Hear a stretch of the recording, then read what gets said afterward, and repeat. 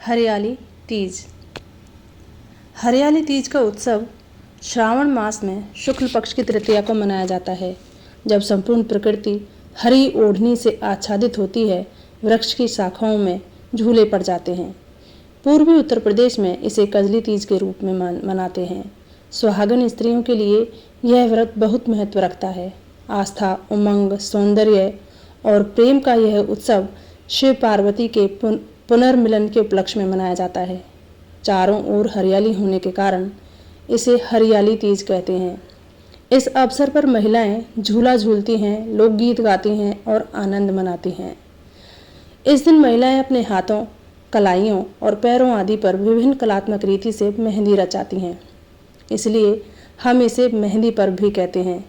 इस दिन सुहागन महिलाएं मेहंदी रचाने के पश्चात अपने कुल की वृद्ध महिलाओं से आशीर्वाद लिया जाता है। इस उत्सव में कुमारी कन्याओं से लेकर विवाहित और वृद्ध महिलाएं सम्मिलित होती हैं।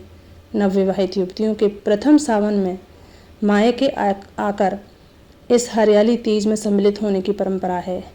हरियाली तीज के दिन सुहागन स्त्रियां हरे रंग का श्रृंगार करती हैं। इसके पीछे धार्मिक कारण के साथ ही वैज्ञानिक कारण भी सम्मिलित हैं। मेहंदी सुहाग का प्रतीक चिन्ह माना जाता है, इसलिए महिलाएं सुहाग पर्व में मेहंदी अवश्य लगाती हैं। इसके शीतल प्रकृति प्रेम और उमंग को संतुलन प्रदान करने का भी काम करती है। हरियाली तीज का नियम है कि क्रोध को मन में नहीं आने दें।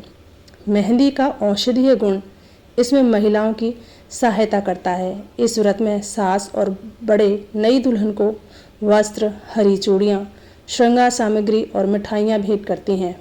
इनके उद्देश्य होता है कि दुल्हन का श्रृंगार और सुहाग सदा बना रहे और वंश की वृद्धि हो। इसका पौराणिक महत्व भी है। कहा जाता है कि इस दिन माता पार्वती सैकड़ों वर्षों की साधना के पश्चात भगवान शिव से मिली थीं। यह भी कहा जाता है कि माता पार्वती ने भगवान शिव को पति रूप में पाने के लिए 107 बार जन्म लिया, फिर भी माता को पति के रूप में शिव प्राप्त न हो सके। 108वीं बार माता पार्वती ने जब जन्म लिया, तब श्रावण मास की शुक्ल पक्ष तृतीया को भगवान शिव पार्वती रूप में प्राप्त हो सके। तभी से इस व्रत का आरंभ हुआ।